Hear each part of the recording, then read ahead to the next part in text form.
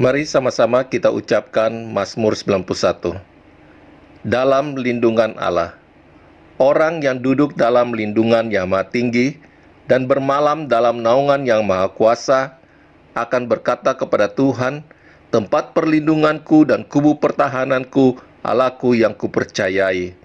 Sungguh, dialah yang akan melepaskan engkau dari jerat penangkap burung, dari penyakit sampar yang busuk. Dengan kepaknya ia akan melindungi engkau. Di bawah sayapnya engkau akan berlindung.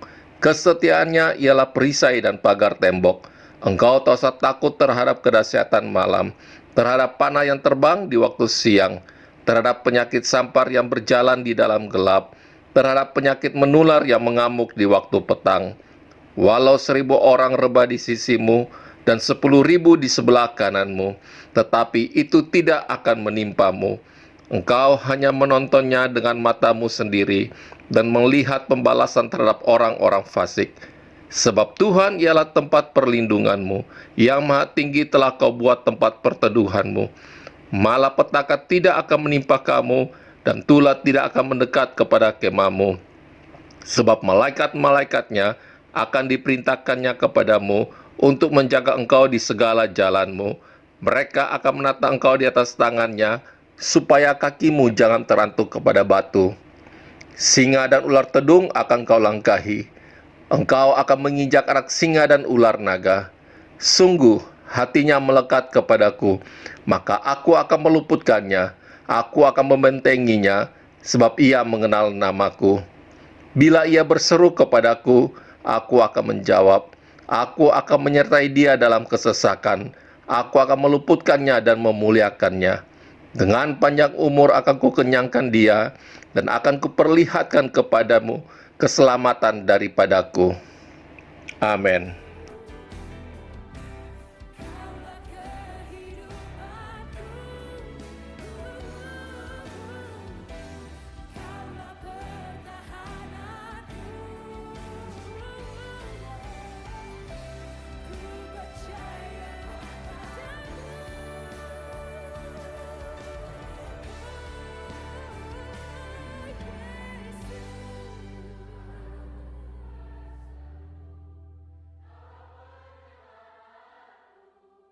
Terpujilah kau Tuhanku.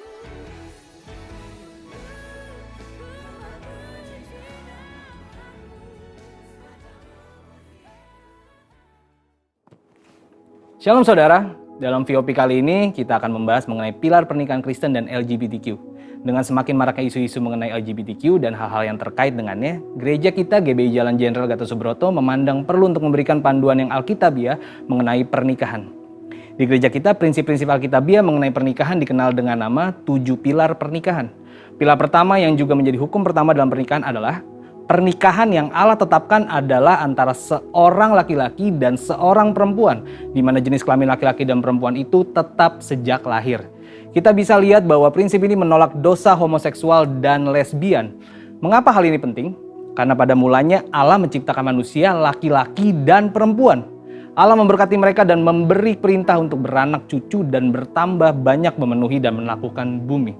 Kemudian dengan jelas Allah memberikan satu hukum bahwa seorang laki-laki akan meninggalkan ayahnya dan ibunya dan bersatu dengan istrinya, yang adalah satu orang perempuan sehingga keduanya menjadi satu daging.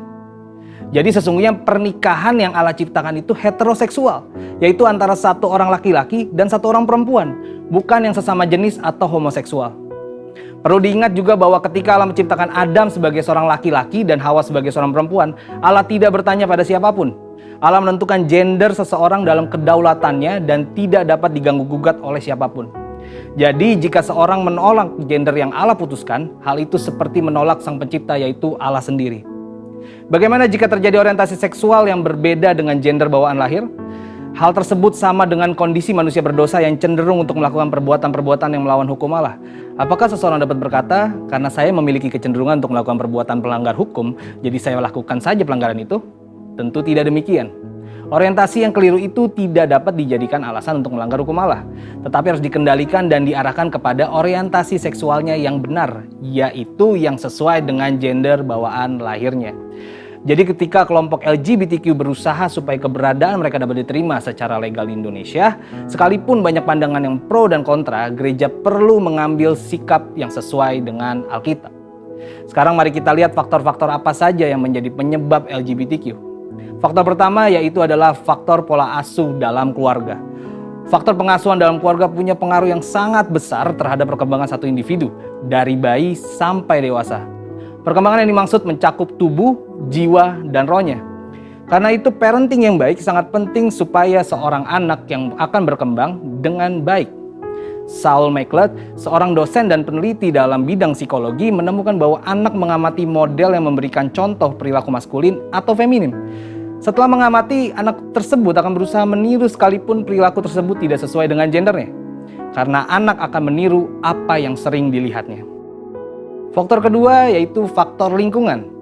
Faktor lingkungan baik di dalam keluarga maupun di luar keluarga juga memiliki pengaruh yang besar.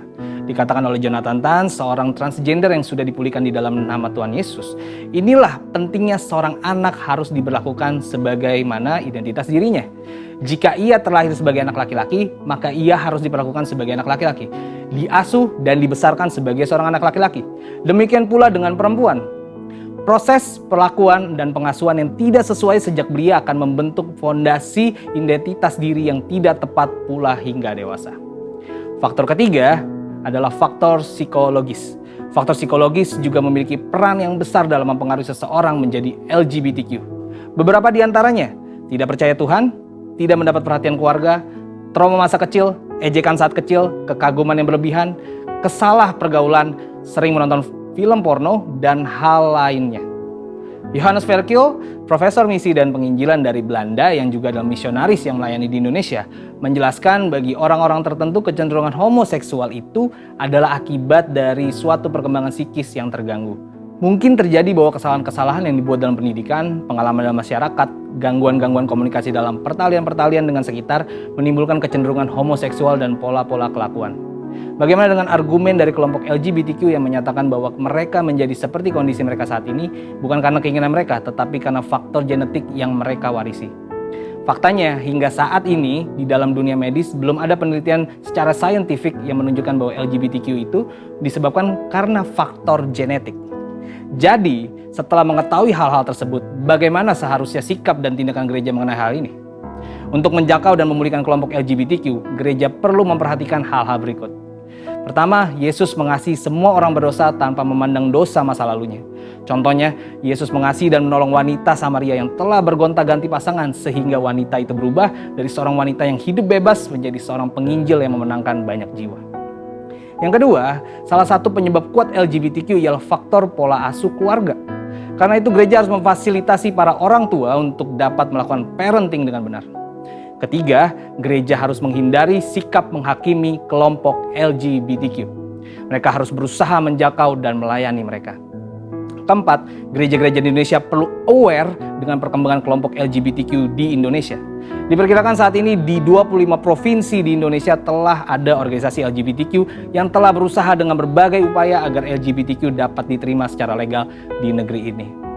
Sebagai kesimpulan, kita mengerti bahwa pernikahan yang Allah tetapkan adalah satu orang laki-laki dan satu orang perempuan, di mana jenis kelamin laki-laki dan perempuan yang dimaksud adalah bawaan sejak lahir. Faktor pola asuh keluarga yang tidak sehat dan faktor lingkungan adalah dua faktor yang menyebabkan LGBTQ.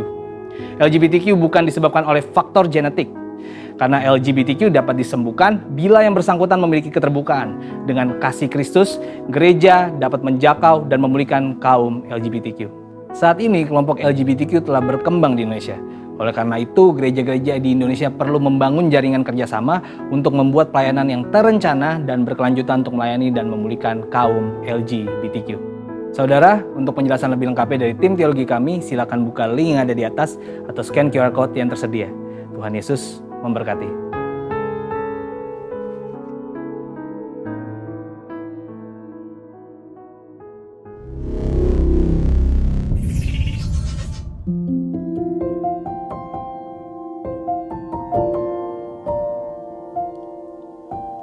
Berikan ku hati seperti hatimu yang penuh dengan belas kasihan. Berikan ku mata seperti matamu, memandang tuayan di sekelilingmu. Berikan ku tanganmu untuk melakukan tugasmu. Berikan ku kakimu melangkah dalam rencanamu. Berikan ku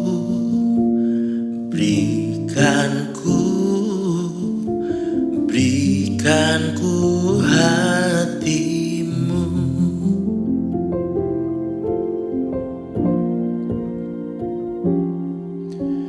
Berikan ku hati seperti hatimu, yang penuh dengan belas kasihan.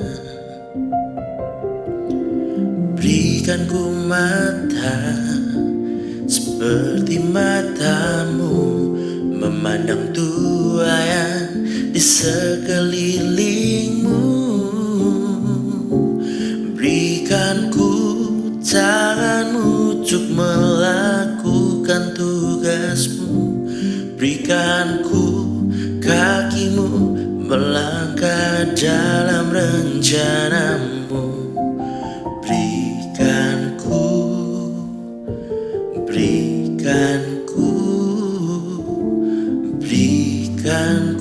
hatimu.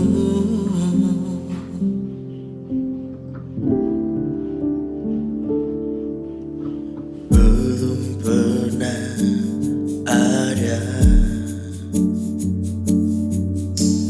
kasih di dunia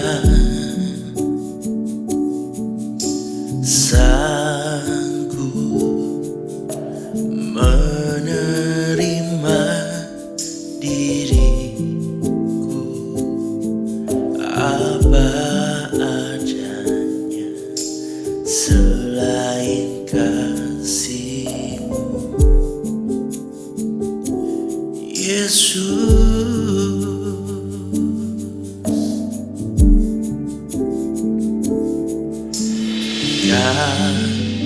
Ku kagumi dalam hati, kasih-Mu tiada duanya. Sampai kini ku akui, kasih-Mu tiada duanya.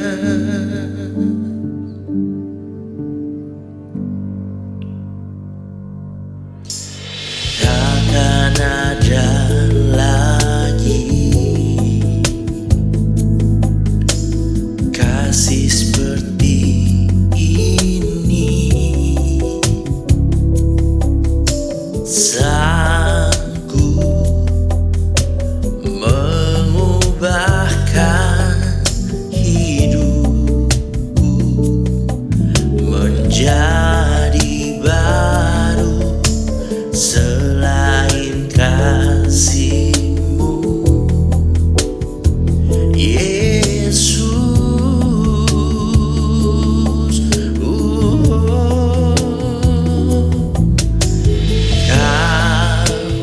Ku kagumi dalam hati, kasih-Mu tiada duanya. Sampai kini ku akui, kasih-Mu tiada dua. Ku kagumi dalam hati, kasih-Mu tiada duanya. Sampai kini ku akui, kasih-Mu tiada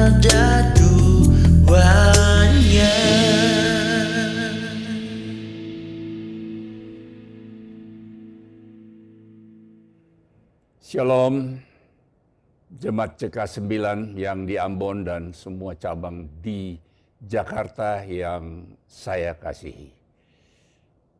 Kita patut bersyukur kalau pada hari ini kita bisa bertemu kembali untuk membagi kebenaran firman Tuhan. Pada kesempatan ini saya mau mengucapkan selamat tahun baru 2022, Tuhan memberkati kita semua berlimpah-limpah-limpah. Nah saudara, kita patut bersyukur karena kita boleh melewati tahun 2021. Tahun yang penuh dengan tantangan. Dan Tuhan izinkan kita untuk memasuki tahun 2022. Tahun paradigma yang baru. Tahun di mana Tuhan menuntun kita lewat gembala kita bahwa tahun ini adalah tahun paradigma yang baru. Paradigma itu berbicara tentang mindset, pola pikir kita. Hari ini judul khotbah saya adalah mengendalikan pikiran. Pikiran manusia memiliki kekuatan yang sangat luar biasa dalam kehidupan. Kata-kata bijak mengingatkan kita. Jagalah pikiranmu karena itu yang menentukan perkataanmu. Jagalah perkataanmu karena itu yang menentukan tindakanmu. Jagalah tindakanmu karena itu yang menentukan kebiasaanmu. Dan jagalah kebiasaanmu karena itu yang menentukan karaktermu. Dan jagalah karaktermu karena itu yang menentukan nasibmu. Cara kita berpikir menentukan nasib kita. Oleh karena itu di mana kita berada dan menjadi sebagaimana kita ada saat ini adalah hasil dari pikiran yang mendominasi dalam benak kita. Pikiran adalah medan peperangan. Waktu iblis menguasai pikiran kita, maka dia menguasai seluruh hidup kita. Kita berada dalam cengkeramannya. Hari ini kita akan belajar bagaimana memenangkan peperangan dengan membuat pikiran kita bekerja bagi kita. Pertanyaannya, siapa yang mengendalikan pikiran kita? Beberapa ayat, saya akan tunjukkan beberapa ayat yang membuktikan bahwa pikiran di bawah kendali kita. Amsal 23 ayat 7a, sebab seperti orang yang membuat perhitungan dalam dirinya sendiri, demikianlah ia. Membuat perhitungan artinya apa yang kita pikirkan. Siapa yang membuat perhitungan, yang mengatur apa yang kita pikirkan? Jawabannya, saudara dan saya. Saudara, bukan apa yang saudara pikirkan, tetapi apa yang saudara pikirkan adalah saudara. Jadi akhirnya, Filipi 4 ayat yang ke-8. Jadi akhirnya saudara-saudara, semua yang benar, semua yang mulia, semua yang adil, semua yang suci, semua yang manis, semua yang sedap didengar, dan semua yang disebut kebajikan dan patut dipuji, pikirkanlah semuanya itu.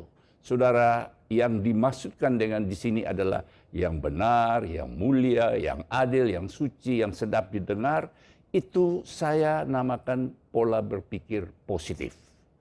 Berpikir positif artinya kita berpikir yang baik, yang manis, yang sedap didengar. Itu adalah merupakan tanggung jawab kita atas kontrol kita. Pertanyaannya, apakah selama ini saudara mengendalikan pikiran saudara atau pikiran yang mengendalikan saudara? Tuhan lebih tertarik mengubah pemikiran kita daripada mengubah keadaan kita. Kita ingin Tuhan mengubah keadaan kita, masalah kita, penderitaan, kesedihan, luka, dan sebagainya. Tapi Tuhan lebih mau mengubah pemikiran kita dahulu, baru mengubah keadaan kita. Roma 12 ayat yang kedua katakan begini, janganlah kamu menjadi serupa dengan dunia ini, tapi berubahlah oleh pembaharuan budimu. Budimu artinya pikiranmu. Sehingga kamu dapat membedakan manakah kehendak Allah, apa yang baik, yang berkenan kepada Allah, dan yang sempurna. Mengapa harus mengatur pikiran kita? Yang pertama, karena pikiran kita menguasai hidup kita.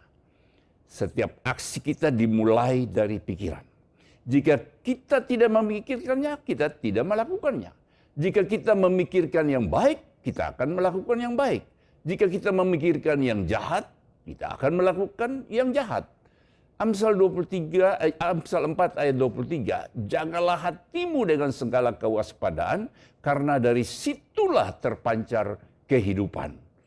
Hati-hati dengan cara berpikirmu, hidupmu dibentuk oleh pikiran-pikiranmu. Jika kita menerima pemikiran dari orang lain, entah itu benar atau tidak, itu akan membentuk hidup kita. Jika kita menerima orang lain yang terus menaruh pemikiran bahwa kita bodoh, kita tidak bisa berbuat apa-apa, maka itulah yang akan membentuk hidup kita. Kepercayaan kita lah yang membentuk hidup kita. Jika kita mempercayainya, itu akan membentuk hidup kita, entah itu benar atau tidak. Banyak pemikiran salah yang kita anggap benar pada masa kecil dan terus kita lakukan sampai sekarang. Yang kedua, pemikiran kita adalah medan pertempuran melawan dosa. Disinilah kita menang atau kalah. Semua pencobaan dimulai dari pikiran kita, bukan dari luar. Dan pencobaan itu seringkali berujung pada dosa. Jadi semua dosa dimulai dari pikiran kita. Apakah itu iri hati, hawa nafsu, kedagingan, dan lain-lain sebagainya.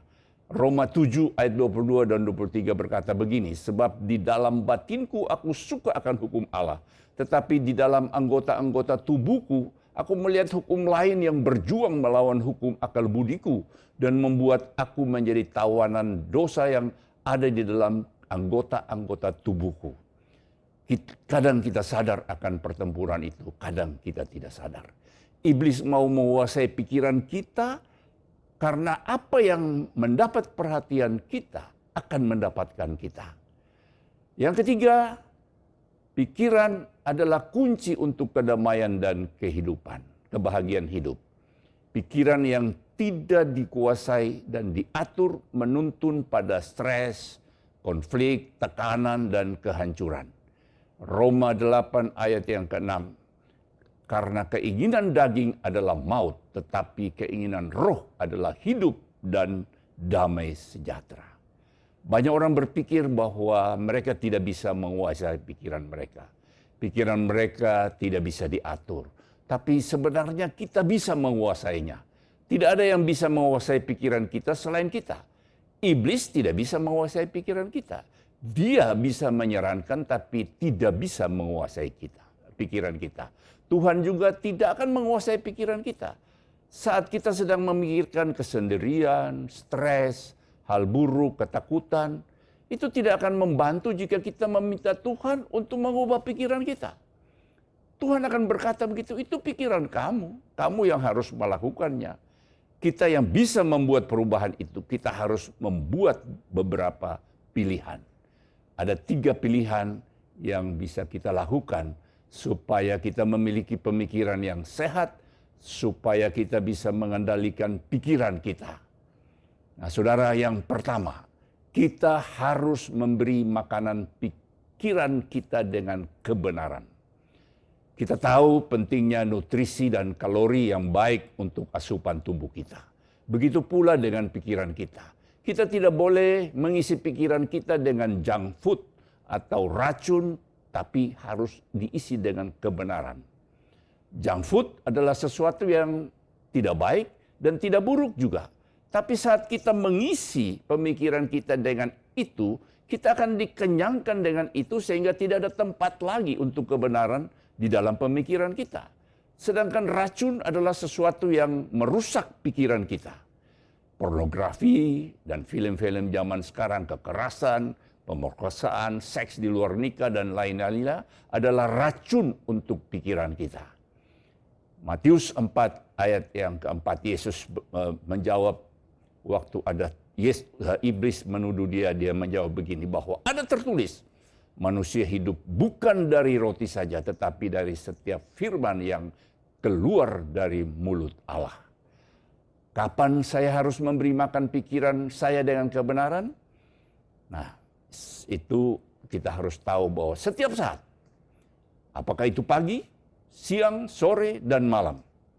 Ada yang mengatakan cara makan terbaik adalah dengan makan sedikit dalam setiap beberapa jam daripada makan porsi besar atau tidak makan dalam beberapa jam. Sama halnya dengan firman. Kita harus secara konstan memakan firman Tuhan itu untuk menjaga pikiran kita tetap ternutrisi. Mazmur 119 ayat yang ke-147. Pagi-pagi buta aku bangun dan berteriak minta tolong. Aku berharap kepada firman-Mu. Setiap pagi berbicara kepada Tuhan. Artinya kita berteriak minta tolong dan mendengar Tuhan, berharap kepada firman-Nya, berharap kepada Tuhan melalui firman-Nya. Ada sekitar 7.000 janji dalam Alkitab. Jika mau pikiran kita diperbaharui, jadilah orang yang diberi janji oleh Tuhan. Mulai pelajari dan ingat firman-Nya. Jika kita merasa putus asa dengan keadaan kita, itu berarti bahwa kita tidak menghabiskan waktu yang cukup dalam janji Tuhan. Karena saat kita hidup di dalam janji Tuhan, kita selalu memulai hari dengan harapan. Mazmur 119 ayat 97. Betapa kucintai Taurat-Mu, aku merenungkannya sepanjang hari. Mazmur 16 ayat yang ke-7. Aku memuji Tuhan yang telah memberi nasihat kepadaku, dan pada waktu malam hati nuraniku mengajari aku. Sampai malam pun Daud tetap memikirkan firman Tuhan. Itulah sebabnya Daud sangat dikenan Tuhan. Saat Saul dan banyak orang ingin membunuhnya, Daud terus bersembunyi dan tidak tahu apa esok hari dia akan tetap hidup. Mazmur 119 ayat yang ke-95. Orang-orang fasik menantikan aku untuk membinasakan aku, tetapi aku hendak memperhatikan peringatan-peringatanmu. Setiap orang ingin membunuhnya, Daud tetap merenungkan perbuatan Tuhan. Dia mengarahkan pikiran dia terhadap kebenaran. Itulah yang menguasai pikiran. Yang kedua, kita harus membebaskan pikiran kita dari pikiran yang menghancurkan. Pikiran kita harus dibebaskan karena kita adalah tawanan pikiran kita. Mungkin kita sering dibilang ceroboh, padahal kita tidak ceroboh. Tapi karena kita sering melihat diri kita ceroboh, maka kita menjadi ceroboh. Ada 3 musuh yang mau menghancurkan perhatian kita yang baik. Kita selalu berpikir mau mengubah ini dan itu supaya menjadi lebih baik. Tapi itu tidak pernah terjadi. Kenapa? Karena ada 3 musuh yang berperang dengan kita dalam pikiran. Kita harus melawannya karena mereka tidak cepat menyerah. Yang pertama, kehidupan lama kita.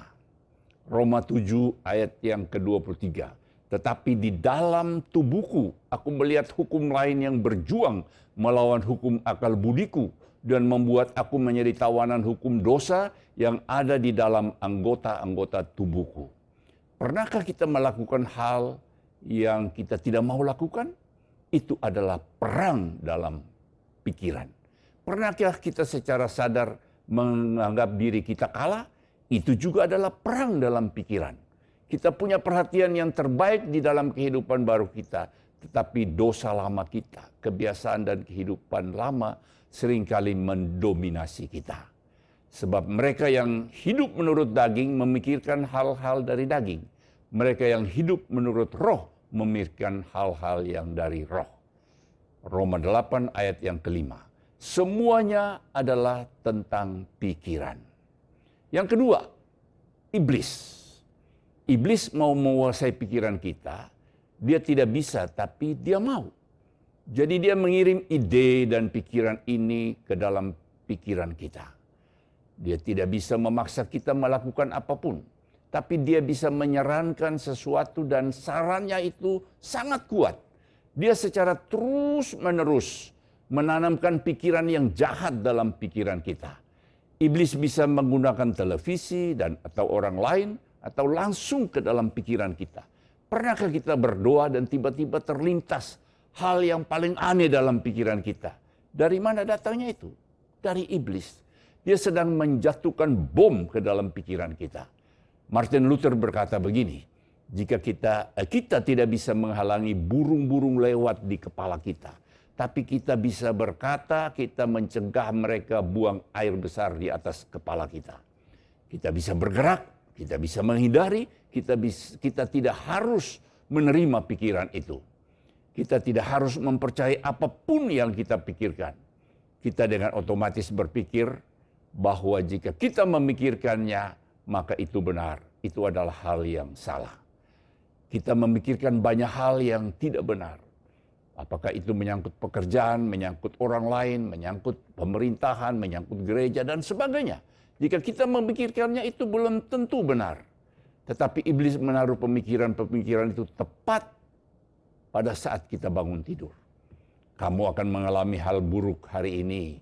Kamu tidak akan berhasil. Kesehatanmu tidak sehat. Kamu tidak akan tidak akan segar. Kamu akan gendut, kamu jelek, dan sebagainya. Jadi kita bisa menyerah bahkan sebelum hari kita dimulai jika kita tidak memilih untuk menghadapi iblis. Iblis secara terus-menerus menjatuhkan bom ke dalam pikiran kita. Dia bilang tidak apa-apa untuk marah kali ini, jangan terima itu. Saat iblis menaruh pemikiran itu adalah cobaan. Sebaliknya saat Tuhan menaruh pemikiran itu adalah inspirasi. 2 Korintus 2 ayat 10 sampai 11. Sebab barang siapa yang kamu ampuni kesalahannya, aku mengampuni juga. Sebab jika aku mengampuni, seandainya ada yang harus kuampuni, maka hal itu kubuat oleh karena kamu di hadapan Kristus. Supaya iblis jangan beroleh keuntungan atas kita, sebab kita tahu apa maksudnya. Jadi iblis mau membuat kita luka hati dan tidak mau mengampuni. Jadi kalau kita mau mengalahkan iblis, kita harus mengampuni. Jangan jatuh ke dalam jerat iblis. Yang ketiga adalah dunia. Budaya dunia mengajarkan memuaskan diri sendiri. Semua tentang saya. Dunia punya nilai sendiri dan dipromosikan melalui iklan, lagu, selebriti, film dan banyak cara lainnya. Semua ini membuat kita tidak memiliki mental yang baik. 1 Yohanes 2 ayat yang ke-16, sebab semua yang ada di dalam dunia, yaitu keinginan daging dan keinginan mata serta keangkuhan hidup, bukanlah berasal dari Bapa, melainkan dari dunia. Seperti keinginan daging berupa seks, keinginan mata berupa uang, keangkuhan hidup yaitu kekuasaan. Semua di sekitar kita, media dan iklan tidak mendorong kita untuk berpikir secara bijak atau sehat, tapi sebaliknya. Bagaimana berperang melawan ketiga musuh ini? 2 Korintus 10 ayat 3 sampai 5. Memang kita masih hidup di dunia, tetapi kita tidak berjuang secara dunia. Karena senjata kita dalam perjuangan bukanlah senjata duniawi, melainkan senjata yang diperlengkapi dengan kuasa Allah yang sanggup untuk meruntuhkan benteng-benteng. Saya ulangi lagi, yang sanggup untuk meruntuhkan benteng-benteng. Kita mematahkan setiap siasat orang dan merubuhkan setiap kubu yang dibangun oleh keangkuhan manusia untuk menentang pengenalan akan Allah. Kami menawan segala pikiran dan menaklukkannya kepada Kristus. Benteng-bentengnya yang pertama adalah benteng kebohongan yang saya percayai. Seringkali benteng itu membuat pikiran kita dibilang Tuhan tidak tahu apa yang terbaik untuk saya. Tuhan tidak mengasihi saya. Saya lebih tahu dari Tuhan apa yang membuat saya bahagia. Saya akan bahagia jika melakukan apa yang saya mau lakukan daripada yang mau Tuhan lakukan. Benteng-benteng yang kedua adalah benteng cara berpikir dunia. Oh, materialistis, hasilkan uang sebanyak mungkin, seks, kekuasaan, dan lain-lain. Benteng yang berikutnya adalah benteng tentang sikap. Tidak mau mengampuni diri sendiri atau orang lain. Saya tidak ada artinya, minder dalam hidup ini. Jika hal buruk akan terjadi, itu akan terjadi pada saya. Kita harus belajar meruntuhkan semua benteng-benteng ini supaya memiliki pikiran yang sehat. Pikiran kita suka memiliki pemikiran mereka sendiri. Pikiran kita suka berjalan ke arah yang lain. Pikiran kita suka tidak patuh, dia lapar dan haus, lapar dan nafsu lainnya. Bagaimana membuat pikiran kita dikuasai? Kita harus menawan dan melakukan pikiran kita. Kita harus menangkap dan menguasainya. Kita harus membuatnya patuh. Hanya kita yang bisa mengendalikan pikiran kita. Bagaimana cara pencobaan bekerja? Tetapi orang tergoda kalau ia tertarik dengan keinginannya sendiri yang jahat.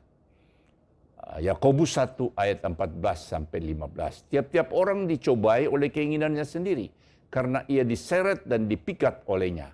Apabila keinginan itu telah dibuai, ia melahirkan dosa. Dan apabila dosa itu sudah matang, ia akan melahirkan maut. Kalau kita bisa berpikir, saya tidak sadar sudah jatuh dalam pencobaan itu. Itu tidak benar. Pencobaan terjadi karena ada proses dan tahapan. Tahap yang pertama adalah keinginan. Jika tidak ada keinginan terhadap sesuatu, itu bukanlah pencobaan. Saya tidak pernah tergoda, contohnya ya, saya tidak pernah tergoda untuk merokok karena saya tidak punya keinginan untuk merokok. Biasanya dimulai dari keinginan alami kita. Kita punya keinginan alami untuk hidup, seks, makanan, minuman, sukses dalam hidup, dan sebagainya. Semuanya ini adalah keinginan yang diberikan Tuhan. Tidak ada yang salah dengan ini. Pencobaan mengubah keinginan yang rutin menjadi keinginan yang tidak terkendali. Itulah yang membuatnya buruk. Itu menjadi lebih penting daripada yang lain. Hanya itu yang kita pikirkan. Keinginan apapun yang di luar kontrol menghancurkan. Api di dalam cerobong bisa menghangatkan. Api di kompor bisa memasak. Tetapi api yang di luar kontrol dapat membakar habis rumah kita. Semua pemberian Tuhan yang disalahgunakan dapat membakar habis rumah kita. Misalnya kita ingin dicintai, tidak ada yang salah dengan itu. Tapi jika kita mencari cinta di tempat yang lain dari dunia malam, dari tempat lain yang tidak benar, itu adalah salah. Yang kedua, tahap keraguan. Kita mempertanyakan dua hal. Kita mulai ragu, apakah Tuhan mengasihi kita? Apakah Tuhan tahu yang terbaik bagi kita? Kita mulai bertanya, apa Tuhan benar-benar mengatakan ini? Adam dan Hawa contohnya hidup di tempat yang sempurna. Tapi iblis datang dan bertanya, apakah kalian melihat pohon itu? Apakah Tuhan benar-benar mengatakan bahwa kalian tidak boleh makan buah dari pohon itu? Iblis sedang membuat kita ragu. Dia membuat kita ragu bahwa Tuhan tahu yang terbaik. Tahap yang ketiga, tipu muslihat. Iblis menggantikan kebenaran Tuhan dengan kebohongannya. Iblis melanjutkan pembicaraan dengan Adam dan Hawa. Iblis berkata, kamu tidak akan mati jika memakan buahnya. Iblis sedang menipu kita. Sama seperti sedang memancing, kita butuh umpan yang tepat untuk memakan ikan. Umpan apa yang iblis gunakan atas kita? Tahukah kita apa yang membuat kita jatuh setiap saat? Iblis tahu kelemahan kita. Dan dia menggunakan umpan yang tepat. Kita sudah tahu ada kait, tapi kita masih berenang ke umpan itu. Kita merayu orang lain di tempat kerja, kita sudah tahu ada kait, tapi kita bodoh masih melakukannya. Mungkin kita bilang kita sudah dewasa dan tidak akan jatuh, tapi kita sedang ditipu. Pencobaan selalu terlihat lebih baik. Yang keempat adalah ketidaktaatan dan kekalahan. Perhatian saya menjadi sikap saya dan sikap saya menjadi tindakan saya. Saya ulangi lagi. Perhatian saya menjadi sikap saya dan sikap saya menjadi tindakan saya. Ada bahaya dari sebuah fantasi, sangat berbahaya. Apapun yang saya goda, saya akan jatuh padanya. Kita bebas memilih apapun yang kita mau, tapi kita tidak bebas atas konsekuensi dari pilihan itu. Apa yang kita tabur, itu yang kita tuai. Kita tidak bisa memilih kebiasaan buruk dan tidak mau menerima konsekuensinya. Selalu ada konsekuensinya. Waktu terbaik untuk memenangkan pencobaan adalah sebelum pencobaan itu dimulai. Mazmur 119 ayat yang ke-12. Terpujilah Engkau ya Tuhan, ajarkanlah ketetapan-ketetapan-Mu kepadaku. Sebelum kita memutuskan untuk mentaati hukum Tuhan, kita akan jatuh terus terhadap pencobaan. Pilihan yang ketiga adalah saya harus memfokuskan pikiran pada hal yang benar. Yang pertama, pikirkan Yesus. Ingatlah Kristus Yesus. 2 Timotius 2 ayat yang ke-8. Ingatlah ini, Yesus Kristus yang telah bangkit dari antara orang mati, yang telah dilahirkan sebagai keturunan Daud, itulah yang kuberitakan dalam Injilku. Ibrani 12 ayat yang ketiga, ingatlah selalu akan Dia yang tekun menanggung bantahan yang sehebat itu terhadap dirinya dari pihak orang-orang berdosa, supaya jangan kamu menjadi lemah dan putus asa. Jangan menyerah. Saat berpikir untuk menyerah, pikirkan Yesus bahwa apa yang sudah Dia lalui. Yang kedua, pikirkan orang lain. Semua yang diajarkan dunia adalah hidup untuk diri sendiri. Tapi nyatanya hidup adalah bukan tentang kita. Semua tentang Tuhan. Filipi 2 ayat yang keempat. Janganlah tiap-tiap orang hanya memperhatikan kepentingannya sendiri, tetapi kepentingan orang lain juga. Ibrani 10 ayat 24. Dan hendaknya kita saling memperhatikan supaya kita dapat saling memberikan dorongan untuk mengasihi sesama dan melakukan hal-hal yang baik. Cara mempraktekannya adalah dalam komunitas. Kita bisa memikirkan, mengutamakan orang lain di dalam komunitas gereja, dalam komunitas kecil, di dalam komunitas di mana aja tempat kita bekerja, kita bisa menerapkan itu bahwa kita lebih mementingkan mereka daripada daripada ego kita. Kita belajar memikirkan orang lain di atas kepentingan kita saat berada dalam komunitas. Yang ketiga, pikirkanlah kekekalan. Kita hanya berpikir jangka pendek. Kita lupa bahwa firman Tuhan berkata di dalam Kolose 3 ayat yang kedua, pikirkanlah perkara yang di atas, bukan yang di bumi. Nah saudara, kalau kita bisa menerapkan apa yang telah saya bagikan ini, maka janji Tuhan di dalam 1 Korintus 2 ayat 9, bahwa apa yang tidak pernah kita lihat dengan mata, dan yang tidak pernah kita dengar oleh telinga, dan yang tidak pernah timbul di dalam hati manusia, semua disediakan Allah untuk mereka yang mengasihi Dia. Demikian saudara, hari ini saya membagikan kebenaran firman Tuhan tentang bagaimana kita mengendalikan pikiran kita di dalam tahun paradigma yang baru, supaya kita bisa menikmati apa yang telah Tuhan sediakan bagi kita di dalam tahun 2022 ini. Kita harus memenangkan peperangan di dalam pikiran kita. Kita harus menguasai pikiran kita supaya kita selaraskan hidup kita, pikiran kita dengan kebenaran firman Tuhan. Kita memberi makan yang sehat, yaitu kebenaran firman Tuhan yang mendominasi pikiran kita. Saya percaya waktu kita mau menerapkan ini, maka tahun 2022 ini merupakan tahun yang memberikan kemenangan. Tahun yang bisa kita raih apa yang Tuhan sediakan bagi kehidupan kita.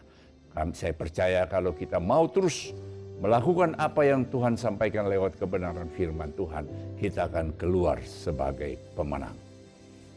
Demikian firman Tuhan, dan sebelum saya berdoa, saya ingin kita naikkan satu pujian. Bagaikan bejana siap dibentuk, demikian hidupku di tangan-Mu. Dengan urapan kuasa Roh-Mu, ku dibaharui selalu. Jadikan ku alat dalam rumah-Mu. Inilah hidupku, di tanganmu.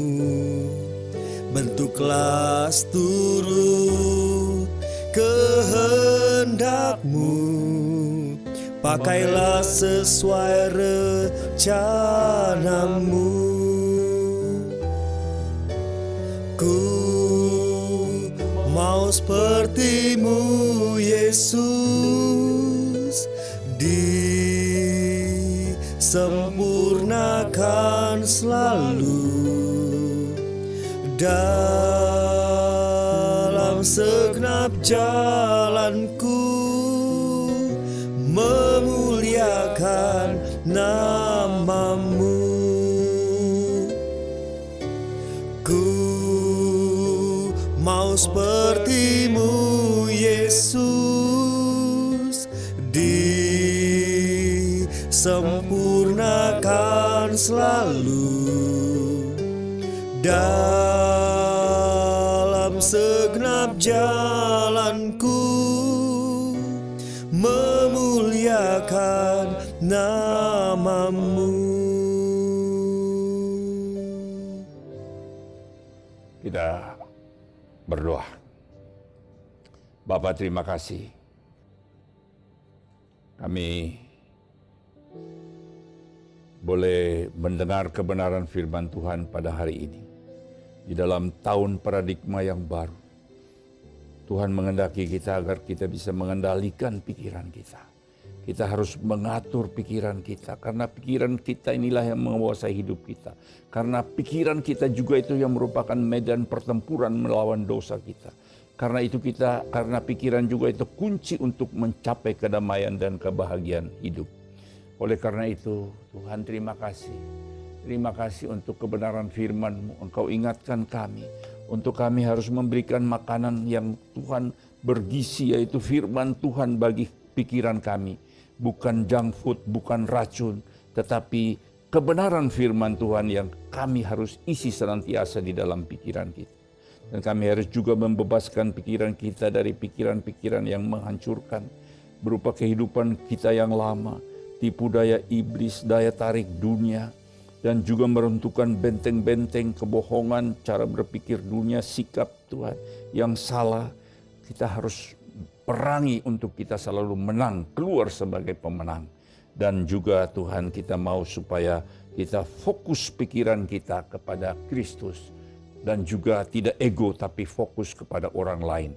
Karena hidup ini adalah untuk Tuhan. Hidup ini untuk menjadi berkat bagi orang lain. Hidup ini bisa bermakna bagi orang lain.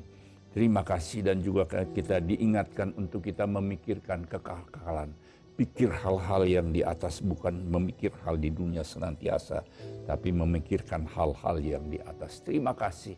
Terima kasih untuk kebenaran firman-Mu. Kami percaya Tuhan, kami tidak sanggup dengan diri kami sendiri. Kami butuh tuntunan Roh Kudus-Mu, urapan kuasa-Mu menyertai, memampukan kami untuk kami hidup dengan mengendalikan pikiran sesuai dengan kehendak dan rencana-Mu dalam kehidupan kami. Dan kami percaya apa yang Engkau janjikan bagi kami, apa yang tidak pernah kami lihat dengan mata, apa yang tidak pernah kami dengar dengan telinga, dan tidak pernah kami timbul di dalam hati kita. Kami Tuhan, Engkau sediakan bagi kami yang mengasihi-Mu Tuhan.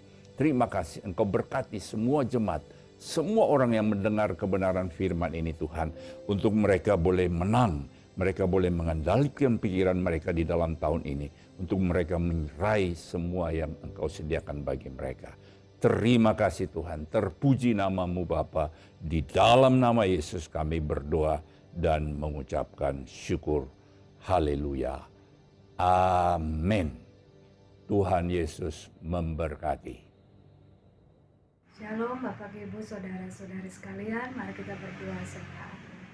Bapa di surga, di dalam nama Tuhan Yesus kami bersyukur buat hari ini. Kami boleh mengambil bagian dalam ibadah online. Tuhan, terima kasih, kami bersyukur semua karena kebaikan Tuhan. Kami bersyukur juga untuk firman-Mu yang sudah disampaikan oleh hamba-Mu. Terima kasih Tuhan, biar Roh Kudus menolong kami, firman-Mu menuntun kami, firman-Mu menjadi pelita bagi kaki kami dan terang bagi jalan kami dari hari lepas hari. Terima kasih Tuhan, kami berdoa biar Kau pakai hamba-Mu lebih lagi Tuhan, Pasone Waplau untuk pelayanan-pelayan yang Tuhan percayakan, biarlah semuanya bagi hormat dan kemuliaan nama-Mu. Terima kasih Tuhan, kami bersyukur untuk semua kami yang boleh mengambil bagian di dalam ibadah ini, semua yang melayani Tuhan, Engkau berkati, Engkau lindungi, bahkan Tuhan, semua umat-Mu yang sudah mengambil bagian di ibadah ini, Tuhan berkati mereka dimanapun mereka berada, kekuatan, kesehatan, dan perlindungan Tuhan atas setiap kami semua. Terima kasih juga untuk persembahan yang sudah ditabur oleh umat-Mu Tuhan. Terima kasih, kami percaya setiap persembahan yang sudah ditabur Tuhan, kami percaya semua umat-Mu akan mengalami berkat berkelimpahan. Terima kasih Tuhan, terima kasih Roh Kudus, kami mengucap syukur dan kami mau berdoa juga bagi pemimpin rohani, gembala kami, Pendeta Insinyur Niko Nyoto Raharjo, dan 4 wakilnya. Tuhan berkati hamba-hamba-Mu yang Tuhan sudah pilih untuk melaksanakan tanggung jawab-Mu Tuhan atas gereja-Mu, atas umat-Mu Tuhan. Terima kasih, biar kekuatan, kesehatan, perlindungan Tuhan sempurna atas kehidupan mereka semua Tuhan. Terima kasih Tuhan, pakai lebih lagi Tuhan untuk kemuliaan nama Tuhan. Terima kasih juga untuk Pak Sony Waplaus sebagai Gembala CK 9 dengan wakilnya. Tuhan juga berkati mereka, Tuhan, dengan semua yang Tuhan percayakan dalam pelayanan yang Tuhan sudah berikan. Berkati keluarga mereka, kesehatan, perlindungan Tuhan juga sempurna atas mereka. Kami mengucap syukur dan kami bersyukur juga untuk Gembala GB Wow, Tuhan, Pak Iwan dan Ibu Ola. Terima kasih, kami bersyukur Tuhan. Kami percaya Engkau yang memilih mereka, Engkau yang akan melengkapi mereka. Lebih lagi Tuhan, hikmat dan tuntunan-Mu Tuhan, kehendak-Mu atas hamba-Mu ini Bapa, untuk membawa gereja-Mu Tuhan dan membawa umat-Mu Tuhan terus berjalan di dalam kebenaran-Mu Tuhan. Terima kasih, berkati keluarga mereka, pekerjaan usaha mereka, Tuhan buat berhasil. Bahkan semua umat-Mu Tuhan, jemaat GBW juga Tuhan berkati dimanapun berada Tuhan, bahkan semua pekerja yang ada Tuhan. Terima kasih Tuhan, kami bersyukur, kami berdoa untuk bangsa kami Indonesia Tuhan. Kami percaya bangsa ini ada dalam rancangan Tuhan dan dalam perlindungan Tuhan. Kami berdoa untuk Presiden Jokowi yang Tuhan percayakan dengan wakilnya, dengan para jajaran menteri dari pusat hingga daerah. Tuhan berkati mereka semua, berikan kesehatan, hikmat dan kekuatan, takut akan Tuhan, dan perlindungan Tuhan juga atas mereka. Terima kasih, pemulihan keadaan ekonomi di bangsa kami biar terus membawa perubahan, membawa Indonesia terus mengalami kemakmuran dan kesejahteraan Tuhan. Bapak terima kasih, bahkan kota Jakarta dan sekitarnya juga Tuhan berkati semua penduduknya. Terima kasih Tuhan, kami bersyukur untuk aparat keamanan di bangsa ini, bahkan para medis, para dokter. Tuhan, biarlah Engkau pakai mereka Tuhan dengan semua tanggung jawab dan tugas mereka masing-masing. Kondisi pandemi yang terjadi di bangsa kami, biar Tuhan Engkau turut bekerja mendatangkan kebaikan bagi bangsa kami, sehingga Tuhan pemulihan terus terjadi di bangsa kami Tuhan. Kami bersyukur Tuhan, dan ini doa syafaat kami naikkan hanya di dalam nama Tuhan Yesus. Kami berdoa dan bersyukur. Haleluya, amin. Saudara, angkat kedua tangan saudara dan buka hati saudara, terimalah berkat Allah. Kasih karunia, damai sejahtera, sukacita, berkat berkelimpahan dari Allah Bapa di dalam anaknya Yesus Kristus, dan persekutuan yang manis dengan Roh Kudus menyertai saudara mulai hari ini sampai selama-lamanya. Semua yang percaya diberkati katakan amin.